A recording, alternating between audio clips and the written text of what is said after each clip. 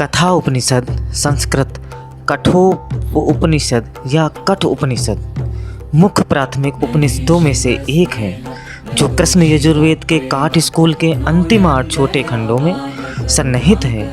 इसे काठक उपनिषद के रूप में भी जाना जाता है और 108 उपनिषदों के मुक्तिका सिद्धांत में नंबर 3 के रूप में सूचीबद्ध है। कथा उपनिषद में 2 अध्याय हैं जिनमें से प्रत्येक को 3 खंडों में विभाजित किया गया है। पहला अध्याय दूसरे से अधिक पुराना माना जाता है। उपनिषद एक छोटे लड़के नचिकेता की पौराणिक कहानी है। ऋषि वज्रश्रवास का पुत्र जो यम अर्थात मृत्यु के देवता से मिलता है, उनकी बातचीत मनुष्य की प्रकृति, ज्ञान, आत्मा और आत्मबोध और मोक्ष मुक्ति के लिए चर्चा विकसित होती है। कठ उपनिषद प्रारंभ। प्रथम अध्याय प्रथम वल्ली। प्रसिद्ध है कि फल के इच्छुक वाजस्वा के पुत्र उद्दालक ने यज्ञ में अपना सारा धन दे दिया। उसका एक नचिकेता नाम का पुत्र था। जिस समय दक्षिणा के रूप में देने के लिए गौवें ले जा रही थी, छोटा बालक होने पर भी उसमें श्रद्धा का आवेश हुआ। वह विचार करने लगा, जो जल पी चुकी हैं, जिनका घास खाना समाप्त हो गया है, जिनका दूध भी धो लिया गया है, जिनमें प्रजनन शक्ति का अभाव हो गया है, ऐसी गौवों को दान करने वाला तो आनंद शून्य लोगों को भी प्राप्त होता है। वह अपने पिता से बोला, हे तात, आप मुझे किसको देंगे? इसी प्रकार दूसरी और तीसरी बार भी पूछने पर पिता ने कहा, मैं तुझे मृत्यु को दूंगा। मैं बहुतों में प्रथम और बहुतों में मध्यम हूँ। यम का ऐसा क्या कार्य है जिसे पिता आज मेरे द्वारा सिद्ध करेंगे? पूर्वजों के व्यवहार पर विचार कीजिए तथा अन्य श्रेष्ठ लोगों को भी देखें। मनुष्य खेती की तरह पकता है, मरता है, खेती की भांति फिर उत्पन्न होता है। यमलोक में नचिकेता ब्राह्मण अतिथि के रूप में स्वयं अग्नि ही घरों में प्रवेश करते हैं। अतः हे यमदेव, उनकी शांति के लिए जल ले जाइए। जिसके घर में ब्राह्मण बिना भोजन किए रहता है, उस अल्प बुद्धि पुरुषों की आशाएं, प्रतीक्षाएं, उनके संयोग से प्राप्त होने वाले फल, प्रियवाणी से होने वाले फल, यज्ञ, दान आदि शुभ कर्मों के फल, पुत्र, पशु आदि को वह नष्ट कर देता है। हे ब्राह्मण, तुम्हें नमस्कार है, मेरा कल्याण हो। तुम नमस्कार योग्य अतिथि होकर भी मेरे घर में 3 रात्रि तक बिना भोजन किए रहे। अतः एक एक रात्रि के लिए मुझसे 3 वर मांग लो। हे मृत्यु, जिस प्रकार भी गौतम वंशीय मेरे पिता मेरे प्रति शांत संकल्प, प्रसन्न चित्त और क्रोध रहित हो जाए एवं आपके वापस भेजने पर वे मुझ पर विश्वास करके प्रेम पूर्वक बातचीत करें। 3 वरों में से पहला वर मांगता हूँ। मुझसे प्रेरणा पाकर तुमको मृत्यु के मुंह से छूटकर आया हुआ देखकर अरुण पुत्र उद्दालक तुमको पूर्ववत पहचान लेगा। दुख एवं क्रोध से रहित होकर शेष रात्रियों में सुखपूर्वक सोएगा। हे मृत्युदेव, स्वर्गलोक में किसी भी प्रकार का भय नहीं है। वहाँ आपका भी और जरा वृद्धावस्था का भी भय नहीं है। स्वर्गलोक में पुरुष भूख प्यास दोनों से पार होकर शोक रहित होकर आनंद भोगते हैं। हे मृत्युदेव, आप स्वर्ग के साधन के रूप अग्नि को जानते हैं, अतः आप मुझ श्रद्धालु के प्रति उसका वर्णन करें। स्वर्ग को प्राप्त हुए पुरुष अमृत को प्राप्त होते हैं। यही मैं द्वितीय वर में मांगता हूँ। हे नचिकेता, स्वर्गदायिनी अग्नि को जानने वाला मैं तेरे प्रति उसे कहूँगा। तू भली भांति से उसे समझ। तू इसे अनंत लोक को प्राप्त कराने वाला, उसका आधार और बुद्धि रूपी गुहा में स्थिति जान। यमराज ने लोकों की अधिकार कारणभूत अग्नि, उसके चयन की एवं ईटों आदि की व्याख्या की। नचिकेता ने भी समझकर पुनः यमराज को वह सुनाया। इस पर मृत्यु देव प्रसन्न होकर बोले। महात्मा यम ने प्रसन्न होकर कहा, मैं तुझे एक वर और देता हूँ। ये अग्नि तेरे नाम से ही प्रसिद्ध होगा और इस अनेक रूप वाली माला को भी ग्रहण कर। स्त्री नचिकेता अग्नि का 3 बार चयन करने वाला, तीनों से संबंधित होकर 3 प्रकार के कर्म करता हुआ जन्म मृत्यु से पार हो जाता है। ब्रह्म से उत्पन्न स्तुति योग्य उस देव को जानकर, उसे अनुभव कर इस अत्यंत शांति को प्राप्त करता है। जो विद्वान स्त्री नचिकेता अग्नि के त्रय को जानकर नचिकेत अग्नि का चयन करता है, वह मृत्यु के पास को तोड़कर शोक से पार हो जाता है और स्वर्गलोक में आनंदित होता है। हे नचिकेता, यही स्वर्ग साधन रूप अग्नि है जो मैंने तुम्हें द्वितीय वर स्वरूप कही। इस अग्नि को सब तेरे ही नाम से जानेंगे। हे नचिकेता, तीसरा वर मांगो। कोई कहते हैं कि रहता है, कोई कहते हैं कि नहीं रहता। मरे हुए मनुष्य के विषय में जो यह संदेह है, आपसे उपदेश पाया हुआ मैं यह जान सकूं, यही वरों में तीसरा वर है। हे नचिकेता, देवताओं को भी पूर्व काल में इस विषय में संदेह हुआ था। यह सूक्ष्म धर्म आसानी से जानने योग्य नहीं है। तू दूसरा वर मांग ले, मुझ पर दबाव न डाल, यह वर मुझे लौटा दे। हे मृत्यु, इस विषय में देवों को भी संदेह हुआ। आप भी इसे सुविज्ञेय नहीं कहते। आपके जैसा कहने वाला भी कोई नहीं मिल सकता। इसके समान अन्य कोई भी वर नहीं है। हे नचिकेता, 100 वर्ष की आयु वाले पुत्र पौत्र मांग ले। बहुत से पशु, हाथी, स्वर्ण और अश्व मांग ले। विशाल भूमि मांग ले। स्वयं भी जितने वर्ष चाहे जीवित रहे। इसके समान यदि कोई और वर मानता हो, या धन और चिरस्थायी जीविका मांग ले। हे नचिकेत, तुम इस महान भूमि के सम्राट बन जाओ। मैं तुम्हें समस्त कामनाओं को भोगने का पात्र बना देता हूँ। जो जो भोग इस मृत्युलोक में दुर्लभ हैं, उन सबको तुम सचेतनता पूर्वक मांग लो। यहाँ रथ और बाजों के साथ ये रमणियाँ भी हैं। ऐसी स्त्रियाँ मनुष्य को प्राप्त होने योग्य नहीं है। मेरे द्वारा दी गई इन स्त्रियों से तुम अपनी सेवा कराओ। हे नचिकेत, तुम मुझ में मरण के संबंध में प्रश्न मत पूछ। हे यमराज, ये क्षणभंगुर भोग मरण धर्मा मनुष्य की संपूर्ण इंद्रियों के तेज को छीड़ कर देते हैं। यह समस्त जीवन भी बहुत ही थोड़ा सा है। ये वाहन, नृत्य, गीत इत्यादि आप अपने पास ही रहने दें। मनुष्य को वित्त धन से तृप्त नहीं किया जा सकता। जब आपका दर्शन पा लिया तो धन तो पा ही लेंगे। जब तक आपका शासन है तब तक हम जीवित भी रहेंगे। मेरे द्वारा मांगा हुआ वर तो यही है। जीर्ण हो जाने पर मनुष्य की मरण धर्मिता को जानने वाला कौन मनुष्य होगा, जो जरा रहित अमर महात्माओं का संग पाकर भी वर्ण, रति और आमोद प्रमोद का चिंतन करता हुआ भी अति दीर्घ जीवन में सुख मानेगा।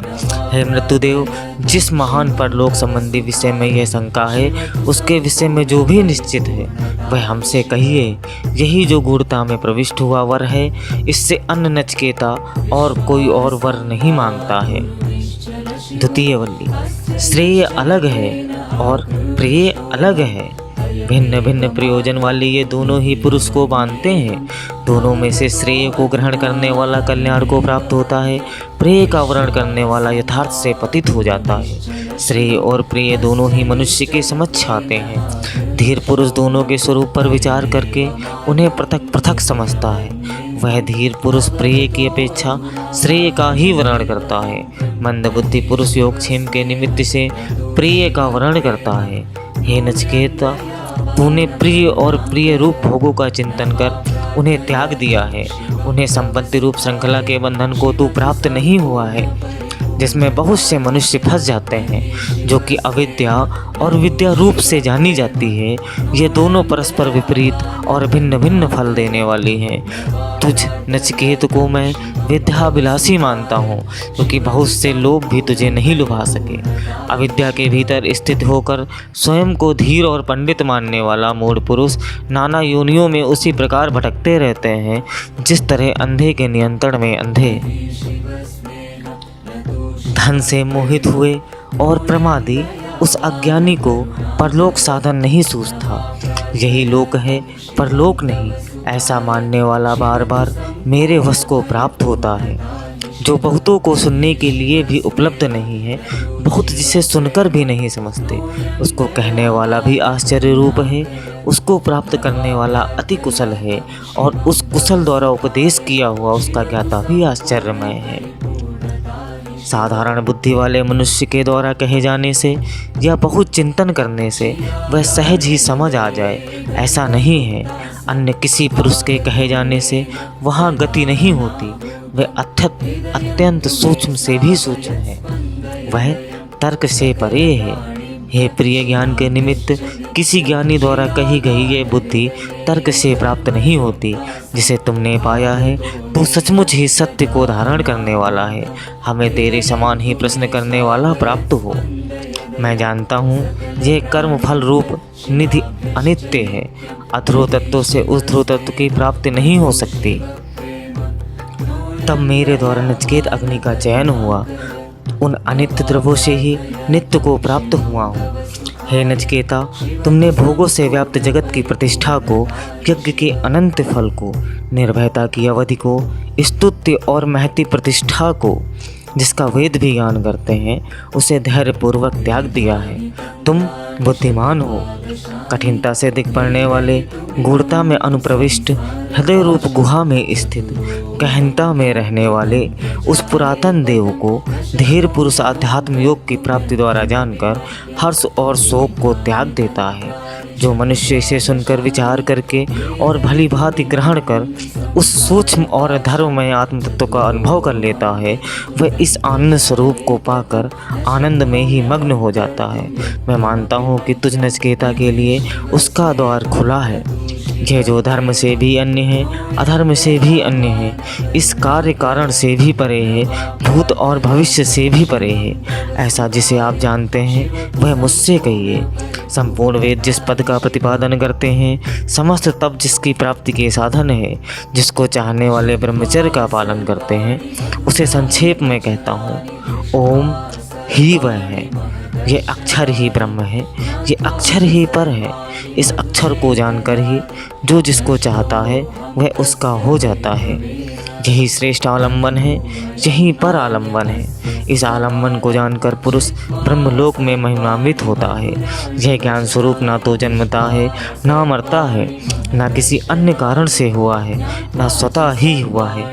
ये अजन्मा, नित्य, शाश्वत और पुरातन है। शरीर का नाश होने पर भी इसका नाश नहीं होता है। यदि मारने वाला उसे मारा जाने वाला समझता है और मारा जाने वाला उसे मरा हुआ समझता है, तो वे दोनों ही उसे नहीं जानते। ये आत्मा ना तो मरता है, ना ही मारता है। अणु से भी अणु और महान से भी महान यह आत्मा जीव की हृदय गुफा में स्थित है। कामना रहित और शोक रहित पुरुष इंद्रियों के प्रसाद से उस आत्म की महिमा को देखता है। स्थित हुआ हुआ भी दूर चला जाता है, सोता हुआ भी सब और पहुंच जाता है।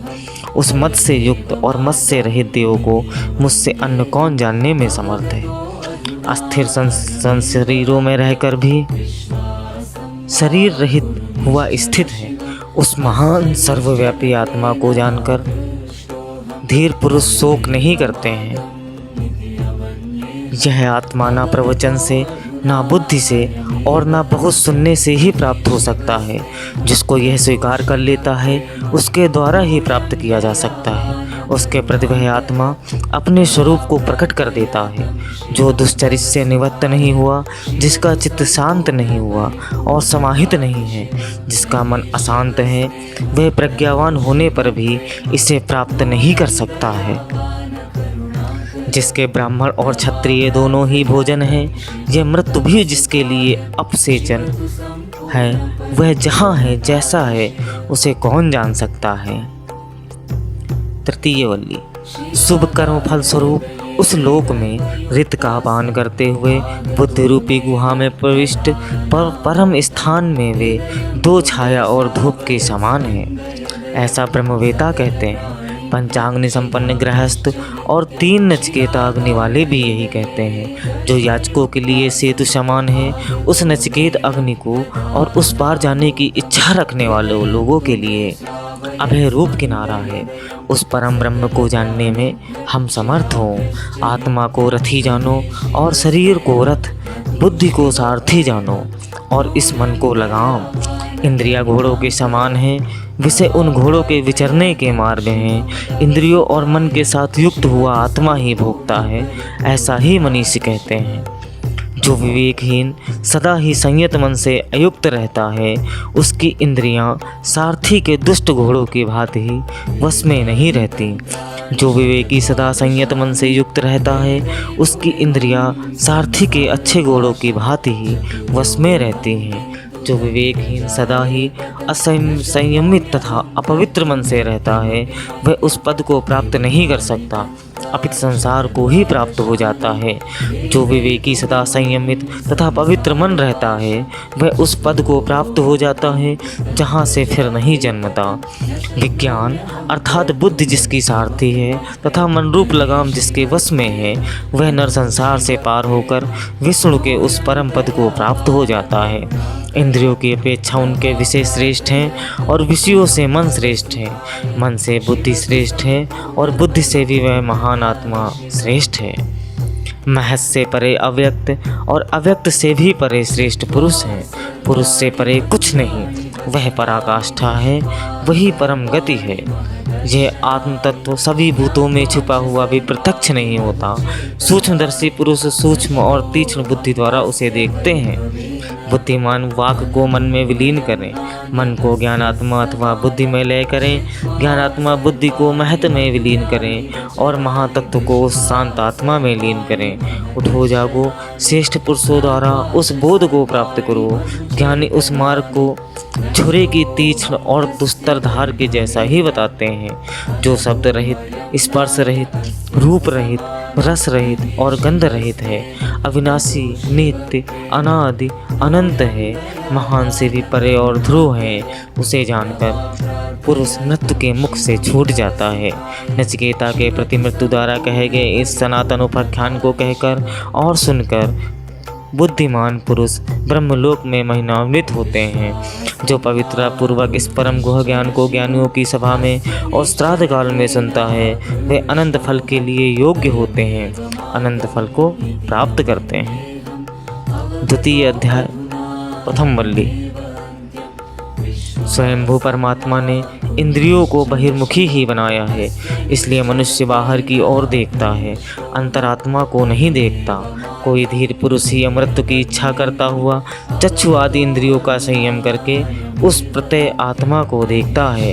अल्पज्ञ पुरुष बाह्य भोगों का अनुसरण करते हैं, वे सर्वत्र फैले हुए मृत्यु के पास में पड़े हैं, किंतु धीर पुरुष ध्रुव अमृत तत्व को जानकर अध्रुव तत्वों के लिए प्रार्थना नहीं करते, जिसके द्वारा रूप, रस, गंध, शब्द, स्पर्श और मैथुन को जाना जाता है और यह भी जाना जाता है कि यहाँ क्या शेष रह जाता है, वही यह है। स्वप्नावस्था में और जागरावस्था में इन दोनों को जिसके द्वारा देखा गया है उस महान विभूति आत्मा को जानकर धीर पुरुष शोक नहीं करता। जो मधुर रस पीने वाले इस जीवात्मा को समीप और भूत भविष्य का शासक जानता है, फिर वह घृणा नहीं करता। यही वह है जो पहले तप से प्रकट हुआ, जो पहले जल से प्रकट हुआ, जो हृदय रूपी गुहा में प्रवेश करके सभी भूतों के साथ स्थित हुआ, देखता है। यही वह है जो देवतामय अदिति प्राण के साथ उत्पन्न हुई है और हृदय रूपी गुहा में प्रविष्ट होकर स्थिर हुई है। यही वह है। गर्भणी स्त्रियों के सुशोभित गर्भ की ही भांति वह जात वेद अग्नि दो अरण्यों के बीच स्थित है। जागने वाले और हवि अर्पण करने वाले मनुष्यों के द्वारा प्रतिदिन स्थिति योग्य है। यही वह है जिससे सूर्य उदय होता है और जिससे अस्त होता है, जिसमें सब देवता समर्पित हैं, उसका कोई भी उल्लंघन नहीं करता। यही वह है जो यहाँ है वही वहाँ है और जो वहाँ है वही यहाँ है। जो इसमें भेद को देखता है वह मृत्यु से मृत्यु को प्राप्त होता है। मन से ही यह जानने योग्य है यहाँ भेद अथवा नानत्व कुछ भी नहीं है। जो यहाँ भेद देखता है वह मृत्यु से मृत्यु को ही प्राप्त होता है। अंगुष्ठ मात्र पुरुष वह आत्मा मध्य अंतःकरण में स्थित है। उस भूत और भविष्य के शासक को जानने वाला पुरुष फिर घृणा नहीं करता। यही वह है भूत और भविष्य का स्वामी। ये अंगुष्ठ मात्र पुरुष धूम रहित ज्योति के समान है। ये जैसा आज है वैसा कल भी है। यही वह है जिस प्रकार ऊंचे शिखर पर बरसा हुआ जल पर्वत के चारों ओर दौड़ता है, उसी प्रकार धर्मों स्वभाव को पृथक देखने वाला उन्हीं के अनुसार दौड़ता है। जिस प्रकार शुद्ध जल में डालने पर शुद्ध जल वैसा ही हो जाता है गौतम नचिकेता, उसी प्रकार जानने वाले मुनि का आत्मा भी हो जाता है। द्वितीय वल्ली। उस सीधे सरल चित्त रूप को अजन्मा आत्मा का पूर्व 11 दौरों वाला है। उसके अनुष्ठान से मनुष्य शोक को प्राप्त नहीं होता, अपितु बंधनों से छूटकर मुक्त हो जाता है। स्वयं प्रकाश शुद्धता में रहने वाला, सबका निवासक, अंतरिक्ष में स्थित, दाता, वेदी पर स्थित, भ्रमण करने वाला, घरों में रहने वाला, मनुष्यों में रहने वाला, श्रेष्ठों में रहने वाला, सत्य में रहने वाला, आकाश में रहने वाला, जल, पृथ्वी, यज्ञ और पर्वतों से उत्पन्न होने वाला, वह महान सत्य है जो प्राण को ऊपर उठाता है, अपान को नीचे धकेलता है। मध्य हृदय में आसीन उस वामन की सभी देवता उपासना करते हैं। एक शरीर से दूसरे शरीर में जाने वाला, इस शरीरस्थ देह के देह से निकल जाने पर यहाँ भला क्या शेष रह जाता है? यही वह है। कोई भी मरण धर्मा जीव ना तो प्राण से ना ही अपान से जीवित रहता है, परंतु इन दोनों के इतर जिस पर ये दोनों ही आश्रित हैं उससे ही जीवित रहता है। हे गौतम, गुहा और सनातन ब्रह्म तथा मरण को प्राप्त हुआ यह आत्मा जिस प्रकार रहता है, यहाँ मैं तुझे फिर बतलाता हूँ। अपने कर्म और सुत ज्ञान के अनुसार कितने ही अन्य जीवात्मा तो शरीर धारण करने के लिए किसी योनि को प्राप्त होते हैं और कितने ही अन्य स्थायवार भाव क्रम अनुसरण करते हैं। यह जो सो जाने पर भी जागने वाला, काम और कामनाओं द्वारा पुरुषों का निर्माण करता है, वही शुक्र भी है, वही ब्रह्म है, वही अमृत भी कहा जाता है। उसी में समस्त लोग आश्रित हैं, उसका अतिक्रमण कोई भी नहीं कर सकता। जिस प्रकार यह एक ही अग्नि समस्त भुवनों में प्रविष्ट होकर समस्त रूपों के अनुरूप हो रहा है, उसी प्रकार यह समस्त भूतों का एक ही अंतरात्मा और बाहर भी उनके समस्त रूपों के अनुरूप हो रहा है। जिस प्रकार यह ही वायु समस्त भुवनों में प्रविष्ट होकर समस्त रूपों के अनुरूप हो रहा है, उसी प्रकार यह समस्त भूतों का एक ही अंतरात्मा और बाहर भी उनके समस्त रूपों के अनुरूप हो रहा है। जिस प्रकार संपूर्ण लोक का चक्षु होकर भी सूर्य चक्षु संबंधी बाह्य दोषों से लिप्त नहीं होता, उसी प्रकार यह समस्त भूतों का एक ही अंतरात्मा और बाहर भी लोक के दुखों से लिप्त नहीं होता। सबको वश में रखने वाला यह समस्त भूतों का एक ही अंतरात्मा एक ही रूप को कई रूपों में प्रकट करता है। जो धीर पुरुष उस स्वयं में स्थित हुआ देखते हैं, उनका सुख शाश्वत है, औरों का नहीं। नित्यों में भी नित्य, चेतनों में भी चेतन, अनेकों में एक, यही समस्त कामनाओं को पूर्ण करने वाला है। जो धीर पुरुष उसे स्वयं में स्थित हुआ देखते हैं, उनकी शांति शाश्वत है, औरों की नहीं। यही है वह जिसे अनिर्वचनीय परम सुख माना जाता है। उसे मैं कैसे जान सकूंगा? क्या यह प्रकाशित होता है अथवा नहीं? वहाँ ना सूर्य प्रकाशित होता है, ना चंद्र और तारे प्रकाशित होते हैं, ना यह विद्युत ही प्रकाशित होता है। फिर इस अग्नि की तो बात ही क्या, उसके प्रकाशित होने से ही ये सभी प्रकाशित होते हैं। उसी के प्रकाश से यह संपूर्ण जगत प्रकाशित होता है। तृतीय वल्ली, ऊपर की ओर जड़ों वाला और नीचे की ओर शिखाओं वाला ये सनातन अस्वस्थ वृक्ष है। वही शुक्र भी है, वही ब्रह्म है, वही अमृत भी कहा जाता है। उसी में समस्त लोग आश्रित हैं, उसका अतिक्रमण कोई भी नहीं कर सकता। यही वह है। यह संपूर्ण प्राण रूप जगत उसी से निकला, उसी में ही चेष्टा कर रहा है। उस महाभय रूप उठे हुए वज्र के समान को जानने वाले अमर हो जाते हैं। उसी के भय से अग्नि तपता है, उसी के भय से सूर्य तपता है। इंद्रवायु और पांचवा यह मृत्यु सब उसी के भय से दौड़ते हैं। यदि शरीर का पतन होने से पूर्व ही यहाँ उसको जान सका तब तो बंधन से छूट जाता है, और नहीं जान सका तो अनेक कल्पों तक अनेक लोगों शरीर धारण करता है। जैसा दर्पण में वैसा अंतःकरण में दिखाई पड़ता है, जैसा स्वप्न में वैसा पितृलोक में दिखाई पड़ता है, जैसा जल में वैसा गंधर्वलोक में दिखाई पड़ता है। ब्रह्मलोक में छाया और धूप की भांति अनुभव होता है। पृथक पृथक रूपों में उत्पन्न इंद्रियों के पृथक पृथक भावों को तथा उनके उदय और अस्त को जानकर धीर पुरुष शोक नहीं करता। इंद्रियों से परे मन, मन से बुद्धि उत्तम है, बुद्धि से बढ़कर महतत्व है, महतत्व से अव्यक्त उत्तम है।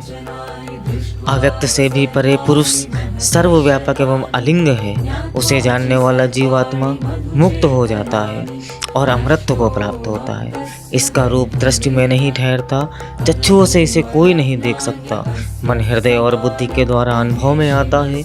जो इसे जानते हैं वे अमर हो जाते हैं। जब पांचों ज्ञानेंद्रियां मन के सहित स्थित होकर बैठ जाती हैं और बुद्धि भी कोई चेष्टा नहीं करती, वह स्थिति ही परम गति है। उस इंद्रियों की स्थिर धारणा को योग कहा जाता है। उस समय पुरुष प्रमाद रहित होता है, क्योंकि योग ही उदय और अस्त होने वाला है। ना तो वाणी से, ना मन से, ना नेत्रों से प्राप्त किया जा सकता है। वह है इस प्रकार कहने वाले के अन्यत्र किसे उपलब्ध हो सकता है। वह है इस प्रकार ही उपलब्ध करने योग्य है और तत्वभाव से भी दोनों में से जिसे है किस इस प्रकार की उपलब्धि हो गई है, तात्विक स्वरूप उसे अभिमुख हो जाता है। जब इस हृदय के आश्रय में रहने वाली सभी कामनाएं समूल नष्ट हो जाती हैं, तब मरण धर्म अमर हो जाता है। यहीं पर ब्रह्म भाव को प्राप्त हो जाता है। जब इस हृदय की समस्त ग्रंथियां खुलकर टूट जाती हैं, तब तो वह मरण धर्म अमर हो जाता है। बस इतना ही वेदांत का अनुशासन है। हृदय की 101 नाड़ियाँ हैं, उनमें से एक मूर्धा की ओर निकली हुई है। उसके द्वारा ऊपर किए जाने वाला अमृत को प्राप्त होता है। शेष अन्य उत्क्रमण के समय विभिन्न गतियों के हेतु होती हैं। अंतरात्मा, वह अंगुष्ठ मास पुरुष सदैव जीवों के हृदय में स्थित है। उसे मूंज से सीख की भांति अपने शरीर से धैर्यपूर्वक पृथक करके देखें। उसी को शुक्र रूप और अमृत रूप समझें। उसी को शुक्र रूप और अमृत रूप समझें। मृत्यु की कही इस विद्या और संपूर्ण योग विधि को सुनकर ब्रह्म भाव को प्राप्त हुआ, रज और मृत्यु से मुक्त हुआ। जो अन्य भी कोई आध्यात्म को इस प्रकार जानेगा, वह वैसा ही होगा। कठोपनिषद समाप्त। धन्यवाद।